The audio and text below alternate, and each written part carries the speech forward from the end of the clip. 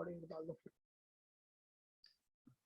आपसे कहता है सोर्स पे आए, सब सोर्स देखें, सोर्स देखें, सब सोर्स खोलो, सोर्स खोलो अपने पास। यस ठीक है, ये इस चैप्टर की, अयूब वाले चैप्टर की, उसमें से जो है ना वो एक वो है, वन ऑफ द सोर्सेज है, ठीक है, बुकलेट में से है, प्लीज देखें, चेक करें। एक बंदा बैठा हुआ है, ठीक है, सबसे पहले सरफेस फीचर्स काउंट करेंगे, सबसे पहले सरफेस फीचर्स काउंट करेंगे। सब अपने पास सरफेस फीचर्स लिखें, लिखें surface features. N army man, सबसे पहला सरफेस फीचर सब अपने पास लिखें, एन आर्मी मैन। सबसे पहला सरफेस फीचर अपने पास लिखें, an army man, and army man. दूसरा सरफेस फीचर लिखें,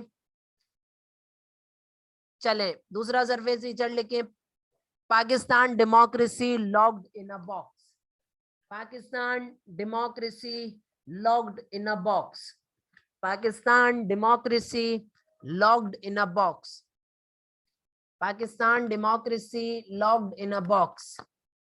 तीसरा सरफेस फीचर लिखें, a hand trying to achieve the key, a hand trying to achieve the key, a hand trying to achieve the key, a hand trying to achieve the की।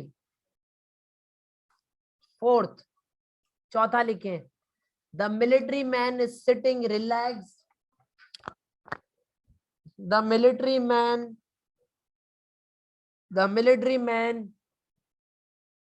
is sitting relaxed, comma happy, and holding the key, and holding the key with just 2 fingers, with just 2 fingers, with just 2 fingers. Surface feature पहला लिखवाया an army man, दूसरा लिखवाया Pakistan democracy locked in a box, तीसरा लिखवाया a hand trying to achieve the key, चौथा लिखवाया the military man is sitting relaxed happy and holding the key with just 2 fingers, with just 2 fingers. ये surface features हैं। Surface features का मतलब होता है जो आपको दिख रहा हो, जो आपको सोर्स में दिख रहा हो। इसमें हमें अपनी तरफ से कुछ भी नहीं डालना, ठीक है। This is source analysis, this will be first time for you. उसके बाद लिखें, अगली हेडिंग मारे, कंक्लूजन या इन्फेरेंस, conclusions या inference, conclusions or slash inferences, conclusion slash inferences, conclusion slash inferences। पहला लिखे बेटा, देखो अब पहला मुझे बताओ, सब आर्मी, सॉरी पहला सरफेस फीचर क्या है बेटा, आर्मी मैन। तो इससे कंक्लूजन क्या निकला, Pakistan was under martial law, Pakistan was under martial law, Pakistan was under martial law, Pakistan was under martial law, Pakistan was under martial law। दूसरा surface, अच्छा दूसरा लिखे, देखें दूसरा सरफेस फीचर क्या है, Pakistan democracy is locked in a box. तो इससे हम क्या कंक्लूजन निकालेंगे, लिखे सब, democracy is at threat, democracy is at threat, democracy is at threat, democracy is at threat, democracy is at threat. Number 3, हमने तीसरा सरफेस फीचर लिखा था, a hand is trying to achieve the key. अब तीसरा, इससे मैं conclusion क्या निकालूंगा, the hand represents, the hand represents democratic leaders, the hand represent democratic leaders, the hand represents democratic leaders who are suppressed, who are suppressed, who are suppressed, who are suppressed.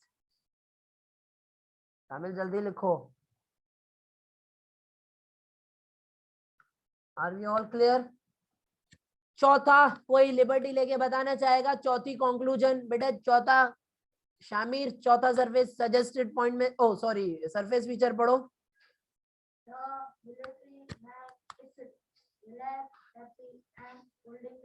तो बच्चों इससे क्या, and holding the key with just, खाली 2 finger से. तो इससे क्या conclusion निकालोगे? तुम क्या कंक्लूजन निकालोगे इससे? या फिर लिखे डेमोक्रेटिक मैन इज पावरलेस और हेल्पलेस. डेमोक्रेटिक मैन या डेमोक्रेटिक लीडरशिप इज पावरलेस और helpless. Democratic leadership is powerless और हेल्पलेस. कोई मसला? कोई इशू? तीसरी हेडिंग डालें, हिस्टोरिकल नॉलेज या context. Historical knowledge slash context. मुझे याद है मैंने आप लोगों को एक पूरा पेपर मेरा टेस्ट ऑनलाइन सॉल्व कराया था, जिसमें मेरे ख्याल में सब आए थे. वो मस्ती मजाक वाली वीडियो हो गई थी जो, उसमें मेरी तबीयत बहुत खराब थी. 103 बुखार था मुझे. आप लोग नहीं थे, मैं काफी टाइम पहले गया. उसको ऑनलाइन पड़ी हुई है यूट्यूब पे. You should go and visit that video. मेरा खुद का बनाया हुआ पेपर, उसमें मैं आंसर लिखवाए. बट वो जब हमने किया था उसमें भी मैंने सेम तरीके से करवाया था. ठीक है चलें. हाँ मस्ती मजाक कर रहे थे समय. वो historical knowledge slash contextual knowledge. Historical knowledge slash contextual knowledge. अब ये आपको बताएगा कि आपके पास हिस्ट्री की कितनी इंफॉर्मेशन है. सही है. अभी तक हमने क्या किया, जो दिखा उससे क्या कंक्लूड किया वो लिखा. अब इसको रिलेट करना है हिस्ट्री से. इसको रिलेट करना है. वॉलंटियर चाहूंगा हर एक बच्चा पहले सरफेस फीचर पढ़ेगा, फिर कंक्लूजन, और फिर मैं तीसरा उसका हिस्टोरिकल नॉलेज बताऊंगा. प्लीज आंसर स्टार्ट करो.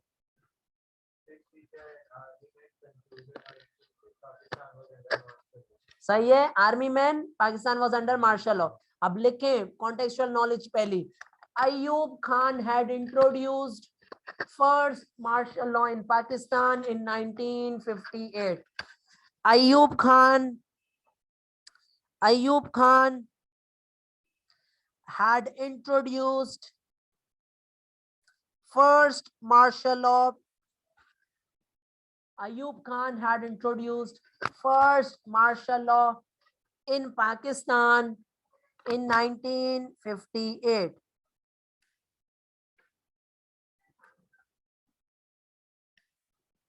कोई मसला? कोई इशू? कोई इशू? श्योर. ठीक है. दूसरा लिखें. दूसरा पढ़ो शामी, नहीं Shayan.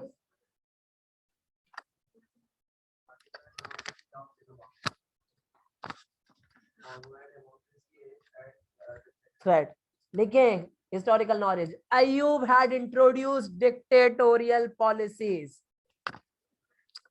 Ayub had introduced dictatorial policies which Ayub, जल्दी लिखो शामिल. Ayub had introduced dictatorial policies which limited democratic freedom. Which limited democratic freedom. Which limited democratic freedom. कोई मसला? कोई इशू? चले. तीसरा शाज.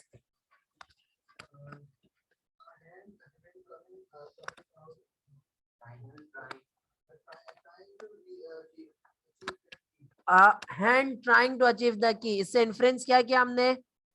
द हैंड किसका? ये हाथ डेमोक्रेटिक लीडर्स का. अब लिखें conclusion.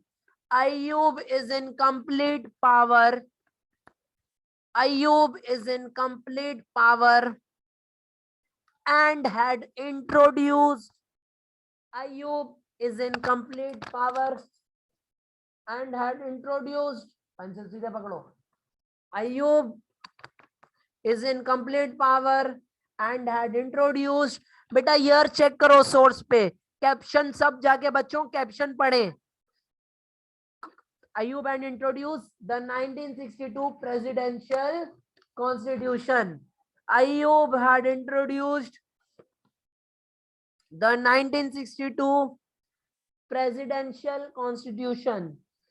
Ayub had introduced the 1962 constitution, which gave ultimate powers,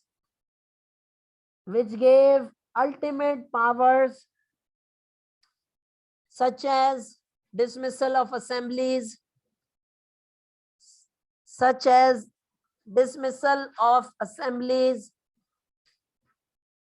to the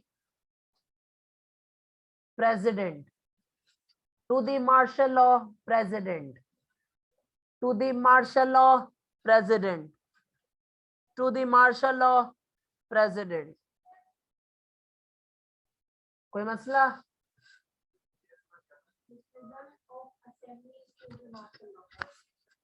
ठीक है, कोई इशू यहाँ तक? लास्ट पॉइंट खवातीन, और खवातीन में से कोई पढ़ ले. रिदा पढ़ लो. Relaxed, happy, and holding the key in just 2 fingers.